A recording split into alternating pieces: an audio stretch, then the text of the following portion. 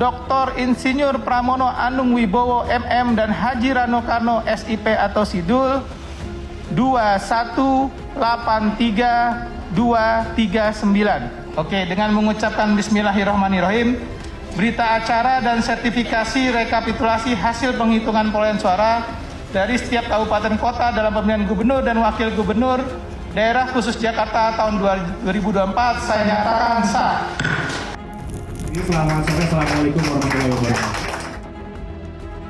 50,07% itu sama dengan 50% plus 2.925 suara. Ini adalah kemenangan warga Jakarta.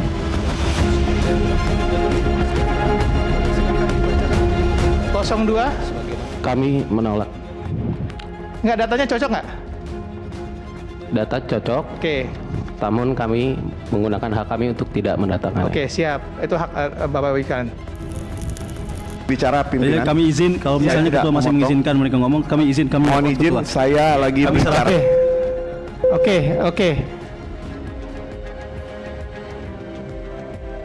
Izin ketua, kami mundur dari sidang. Terima Ya, kasih. terima kasih Bang. Silakan.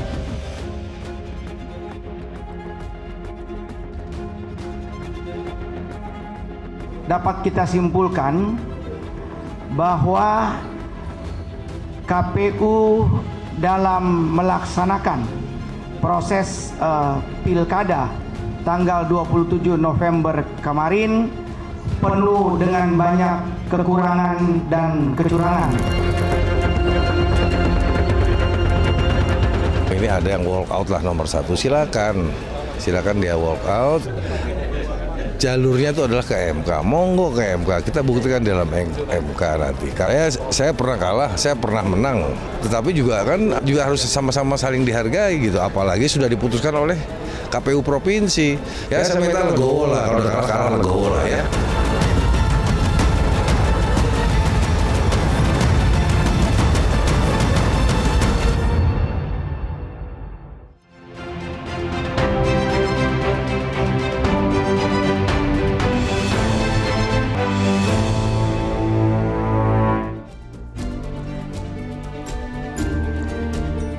Selamat malam pemirsa, pasangan Pramono Rano ditetapkan sebagai peraih suara terbanyak di Pilgub Jakarta. Raihan suara bahkan di atas 50%. Namun semua masih perlu menunggu apa Pilgub Jakarta selesai dalam satu putaran.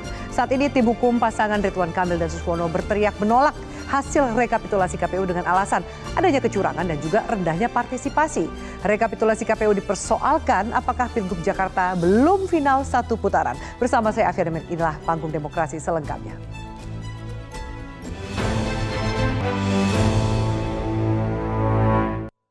Untuk membahasnya pemirsa sudah hadir di studio Metro TV. Sebelah kanan saya ada jubir PDIP Aryo Seno Bagaskoro. Mas Seno, selamat malam. Malam, Mbak Afi. Terima kasih sudah hadir. Kemudian juga di sebelahnya Mas Seno ada pakar hukum tata negara Mas Ferry Amsari. Mas Ferry, selamat malam. Malam, Mbak Terima Afi. kasih sudah hadir. Dan sebelah kiri saya sudah hadir jubir tim pemenangan Ridho Mustafa Faruk. Mas Mustafa, selamat malam. Terima kasih sudah hadir. Dan satu lagi ada pengamat politik Adi Praitno. Mas Adi, selamat malam. Terima kasih sudah hadir. Selamat malam, Afi. Kita akan bahas bahwa kemudian hari ini sudah resmi ya Mas Mustafa ya masukkan permohonan ke MK. Banyak mungkin yang menanyakan apa iya gitu bukti-buktinya, kemudian apa yang dirasa oleh tim hukum dari Ridwan Kamil dan Suswono untuk menolak hasil rekapitulasi dari KPU. Mungkin bisa dijelaskan?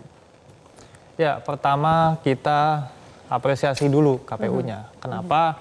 Karena tidak mudah ya bagi siapapun itu menyelenggarakan pileg, pilpres di tahun yang sama untuk kemudian beberapa bulan kemudian dilaksanakan pilkada yang itu serentak 500 kota kabupaten provinsi se-Indonesia dan ini baru pertama kali. Maka sangat wajar apabila terjadi banyak human error, maka wajar juga terjadi ya mungkin mistake-mistake yang tidak nyium surat undangan misalnya salah satunya. Dan itu menjadi catatan-catatan kami dalam perjalanan menyaksikan pilkada kali ini, terutama di Jakarta. Ya. Sehingga menurut kami salah satu dampaknya C6 ini tidak tersampaikan kepada masyarakat. Saya sendiri juga merasakan saya harus mengejar-ngejar KPPS untuk dapat surat undangan. Dan di hari H saya nyoblos, itu petugas TPS itu masih megang mungkin segepok surat undangan untuk itu. Dan juga kan sekarang TPS ini daerah itu mana kamu nyoblosnya, di Jaksel. Di Jaksel.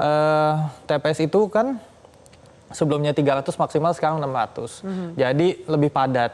Dan yang membagikan sebelumnya ini ketua RT yang lebih mengenal warganya sekarang ada di KPPS. Yang itu belum tentu mengenal warga yang ada di sana, seperti itu. Nah, kemudian kenapa menurut kami ini penting C6 ini nggak tersampaikan kepada masyarakat? Oke, ada argumentasi bahwasannya kan nggak pakai C6 bisa nyoblos, ya kan? Tapi gini Mbak, kita harus sadar bahwasannya mayoritas pemilih hari ini tuh banyak juga pemilih pemula.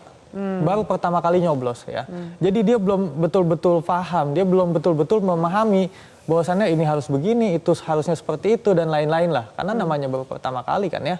Meskipun mungkin udah ada yang punya pengalaman di pileg dan pilpres sebelumnya. Nah, kemudian juga banyak juga dari masyarakat kita merasa kalau nggak diundang juga nggak datang, gitu kan ya. Kondangan kalau nggak diundang kan nggak enak juga datang, meskipun yang nikah teman kita, misalnya seperti itu.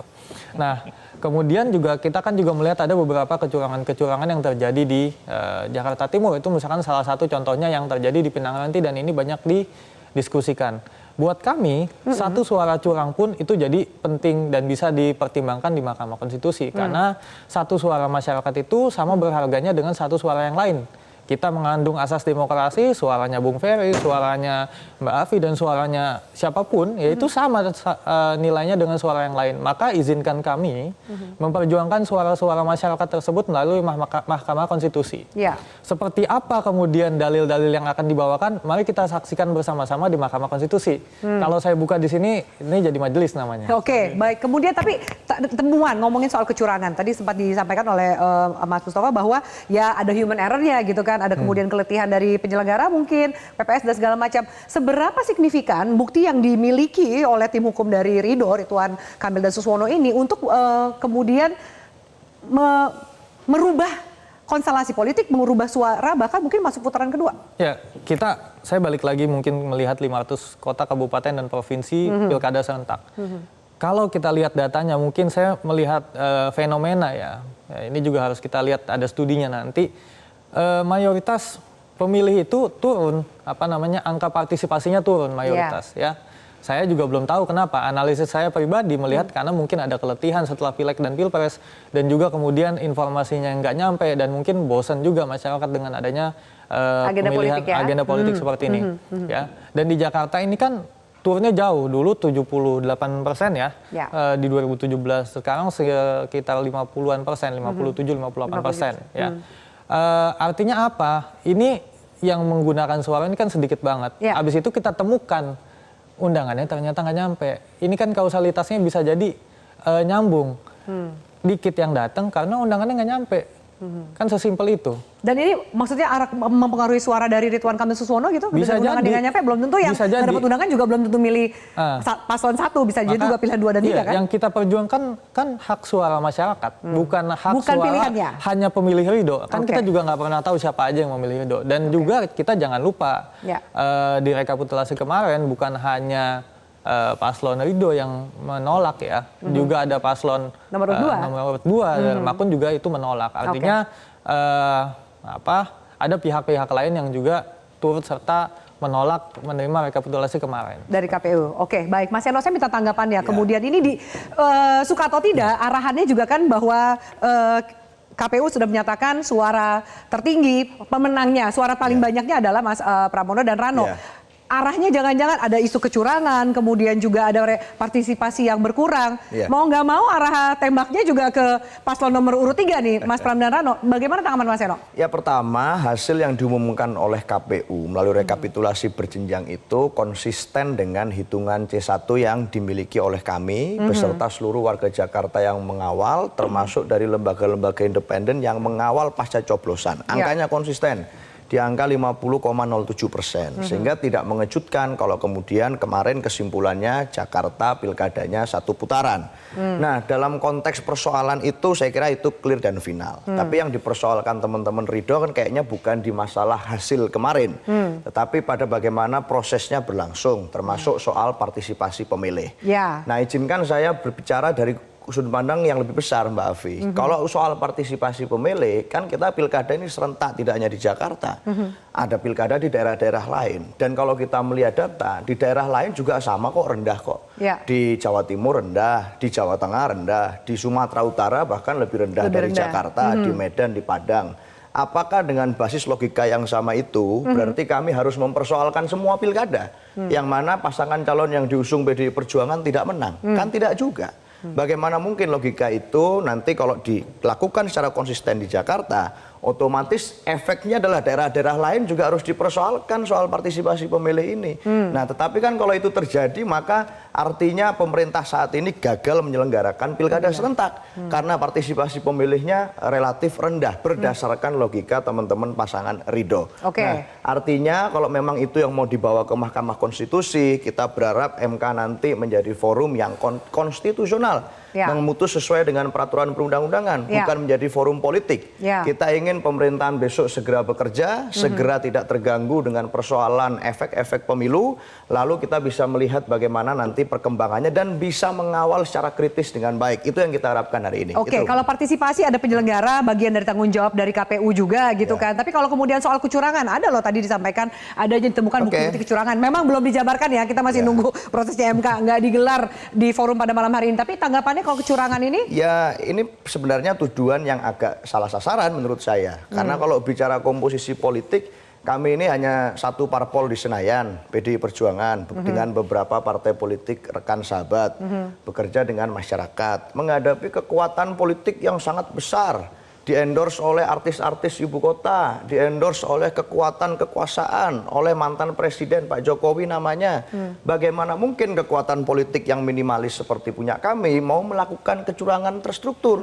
Lah kalau dibawa ke MK itu kan artinya pasti terstruktur, sistematis, masif. Karena kalau bicara perselisihan suara, ini gapnya sudah terlalu jauh, 9-10%. Kecuali kalau itu 1-2% masih bisa dibahas di MK. Artinya sangkaannya adalah kami melakukan kecurangan yang terstruktur. Loh, bagaimana mungkin kita nggak punya perangkat kekuasaan kok? Kita nggak di-endorse oleh kekuatan kekuasaan, mau melakukan kecurangannya bagaimana? Kecuali ini dilakukan oleh kekuatan yang kekuatan politiknya berlebih. Kita ini kekuatannya minimalis, hanya disokong oleh kekuatan warga Jakarta. Ya memang ada mantan-mantan gubernur yang mendukung kami, tetapi tidak punya akses terhadap kekuasaan yang besar. Jadi salah sasaran kalau kemudian nudingnya kecurangan ke paslon nomor 3. Kalau ada kecurangan, mungkin orang lain, tapi kami tidak. Tapi siapa sih Mas Mustafa yang dianggap melakukan kecurangan dengan bukti yang dimiliki? Ya, gini ya, politik itu kan bukan matematika, ya. Nggak 1+1 sama dengan 2 gitu. Dan dalam konteks kali ini saya rasa Mas Seno mengecilkan PDI kayak gitu. Karena buat kami ya PDI juga partai yang besar, partai yang sudah berkuasa 10 tahun. Masa sih nggak tahu bagaimana caranya menggunakan kekuasaan-kekuasaan untuk keperluannya partainya gitu ya. Walaupun ya lagi-lagi kan tadi saya juga sudah sampaikan yang jadi materi dari perjuangan yang akan kita lakukan di Mahkamah Konstitusi ini bukan semata-mata menuding ini, menuding itu. Tapi ternyata pilkada kali ini ada masalah A, B, C, D dan segala macamnya. Kita buktikan di Mahkamah Konstitusi seperti itu. Dan kalau kita berbicara ini harus yang besar, yang curang dan lain-lain, saya rasa itu kan landasannya asumsi ya. Kita nggak bisa lah berlandasan dengan asumsi seperti itu. Yang berkuasa, yang besar bisa melakukan kecurangan, yang kecil tidak. Anda tidak setuju dengan argumentasi dan asumsi itu? Dan yang dikejar kan sebenarnya, yang dikejar itu kan bukan masalah gap dari 39 sekian persen dengan 50,7%. Yang dikejar itu adalah 0,7%-nya itu, gitu kan. Jadi masuk sebenarnya ketika mau dihitung ulang di MK dan lain-lain, itu kan masih masuk dengan ketentuan yang ada di Mahkamah Konstitusi. Oke, saya minta tanggapan Mas Ferry. Kalau kemudian ini bisa, menurut Mas Ferry kuat nggak sih argumentasi dari kedua belah pihak ini? Yang mana yang kemudian lebih akan diterima sebagai basis untuk permohonan di MK nanti? Ya, pertama kalau bicara hak, tentu saja ini hak yang merasa dikalahkan untuk mengajukan perkara ke Mahkamah Konstitusi. Tidak ada masalah soal itu. Tetapi kalau dilihat logika praktik di MK dan hukum acara MK memang akan kerepotan sendiri ya menjelaskan argumentasi soal kecurangan. Karena begini, di data penelitian kami terdeteksi bahwa yang menggunakan alat-alat kekuasaan itu adalah pihak yang sedang mengajukan perkara. Contoh misalnya menjelang hari H itu Menteri Dalam Negeri melalui PJ Gubernur yang ditunjuk oleh mantan presiden sebelumnya mengangkat camat baru 12 kecamatan. Nah, 12 kecamatan ini kalau dikaitkan dengan daftar pemilih tetap yang mereka kelola, angkanya itu cukup besar, 1,5 juta. Ya. Padahal memindahkan camat 6 bulan sebelum hari pemilu itu dilarang oleh ketentuan undang-undang. Maka apa motif pemindahan ini? Sehingga saya agak ragu ini akan malah menjadi argumentasi lawan ya di Mahkamah Konstitusi bahwa Andalah yang menggunakan alat kekuasaan. Dan di titik tertentu memang argumentasi masih bias. Saya dengar ada argumentasi akan menggabungkan suara sah dan tidak sah, dan itu kemudian menjadi argumen itu pasti totally wrong ya. Di Mahkamah Konstitusi itu akan dipermalukan menurut saya, karena Mahkamah Konstitusi sudah terang menerang soal angka tersebut. Jadi jangan-jangan malah mengajukan itu nanti di mahkamah akan blunder sendiri. Tetapi saya tidak tahu ya, karena kan paman masih ada ya. Karena Pak Presiden Joko Widodo kan sudah mengatakan saya RK begitu ya. Nah, ini korelasinya akankah ke sana? Akankah itu jadi bahan untuk pihak lain untuk menjelaskan apa yang terjadi? Memang agak rumit di titik itu, tapi sekali lagi ini hak. Oke, baik. Masih satu kali ini hak, kita hormati hak yang kemudian ditempuh oleh paslon mengajukan. Masa yang kalah tidak boleh kecewakan. Tapi kan kemudian demokrasi itu kalah dan menang harusnya bisa diterima oleh semua pihak. Lalu ada juga yang mengaitkan apakah masa depan Pilkada Jakarta 1 atau 2 putaran ini berkaitan dengan makan malam antara Pak Prabowo dengan Pak Jokowi. Nah, Mas Adi, saya minta jawabannya usai jeda. Tetaplah bersama kami.